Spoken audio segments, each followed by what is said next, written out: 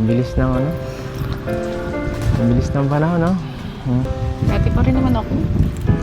Yung babaeng ano mo na, may crush siya sa'yo. Ako din yung babaeng may crush siya. Oh my God! Kasi sabi na iba na. Ako pa din. Namiss pa ba ako? Siyempre. Siyempre. Oo naman. Ako'y kinikilig. 3 weeks na tayo hindi nagkita. 3 weeks yung nagkita. Oo nga na.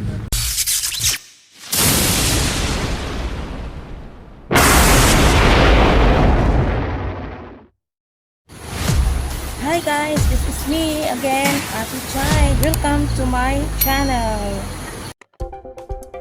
Good evening everyone. This is me again, Ate Chai. At tayo po ay magbibigay ng kunting reaction dito sa part 84 ng EDC. Binalikan ni Beyonce ang kanilang dating bahay doon sa tabing dagat, which is doon siya na-scout ni Dr. Love. Kamis dito, ah.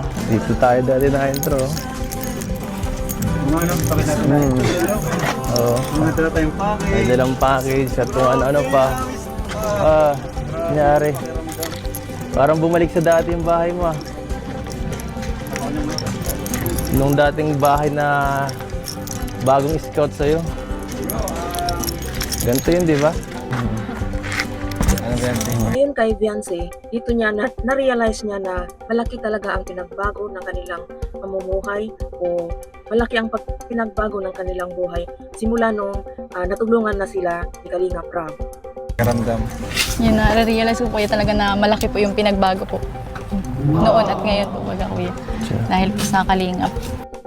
Nagbigay din siya ng kanyang saloobin about sa mga nangyayari sa labas ng Kalingap. about sa mga bashing against Kalinga Prab.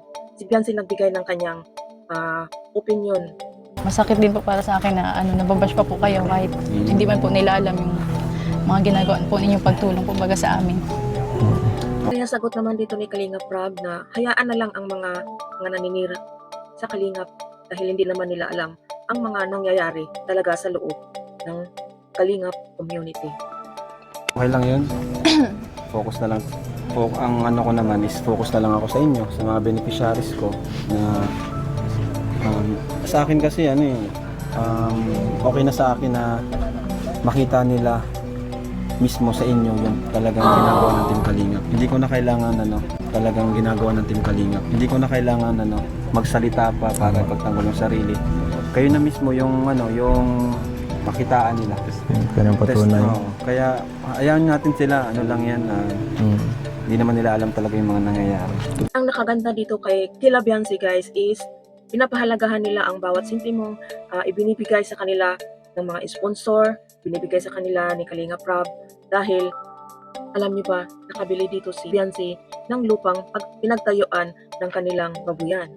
Ating panoorin ang videong ito kung saan sinabi ito ni Beyonce. Yung mga anak po niya nandun na po sa may binili po akong lupa. Tapos andun na po yung ibang anak po niya. Malaki. Laki nito. Ilahin. Pero hindi na pwede kainin Hindi po yan pagluto. Nice. Sobrang bilis ng panahon guys. Dati dito lang natagpuan si Beyonce na naglalaba.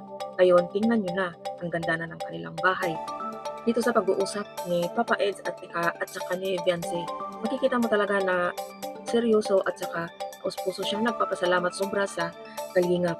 At isinalaysay niya na hindi siya makapag-aral at kung hindi siya makapag-aral kung hindi siya natagpuan ng Kalingap. Or hindi ka rin siguro nakakapag-aral na yun. Hindi ako nakapag-college. Siguro nagtatrabaho din ako muna ngayon. Panoorin din natin dito guys ang sagot ni Nanay Hansel sa kumakalat di umano ay yung mga sinasabi ng mga nagpapakalat sa SOCMED na sila raw ay naabuso. At itong panoorin ang clips na ito na in-interview ni Coach Roy at saka ni Coach Romeo. Here it is guys. Naririnig po kasi namin. So, totoo po bang na-abuse po kayo ng Kalingap? Hindi naman, wala naman na gano'n na dahil ginagawa yung Kalingap naman, di ba? Na Ang dami po kasing naglalabas na yun, na-abuse daw po kayo. Alam ko pag abuse, yung talagang masasama na yung gawa, ibaga yung parang sinasaktan yung bata. Pinipilit yung bata na gawin na tapos yung parang hindi na maganda yung ginagawa na tulad baga sa mga palabas talagang Ang gusto lang po kasi namin na sa iyo mismo manggaling. Wala na, finish na. yun nga na naririnig ko nga yung mga balitang gano'n, parang masakit naman sa loob na gano'n. Siyempre natulungan kami tapos magiging masama si Rab. Ikaw, nunood, lala ko crush mo. Ano masasabi niyo sa mga nambabash po? Sa mga nang mabash, lalo na kay Kalinga Rab. Yun nga, nakakatulong naman si Rab sa mga tao, lalo na sa amin. Sobrang laki ng pinagbago namin sa amin. Laking tulong si Kalinga Rab sa mga nangyayari at saka si Kuya Bal. Nice. Kung may abuse na nangyayari kahit kami mga magulang, syempre hindi kami papayag na ma-abuse yung anak namin. Hindi namin kukonsintihin kung may abuse na nangyayari. Wala na. Wala na, finish na. Ayaw yung mga nagsasabi ng gano'n. Nakakasakit sila ng damdamin. At yun nga, hindi nila alam na nakakatulong yung tao sa mga mahihirap na. Nice. Isa kayo sa nagpatunay na walang ganun. Wala naman talagang abuse na nangyayari. Wala na, finish na. Kasi kung abuse yan, hindi papayag ng mga magulang na ganunin yung mga bata.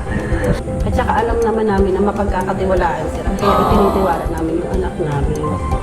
Hanggang dito na lang guys at huwag po natin kalimutan suportahan ng ating ama ng Kalingap, Kuya Bal Santos Matubang, Ate Edna Vlogs at Kalingap Rab. Pati na rin po ang channel ni Kalingap Edo.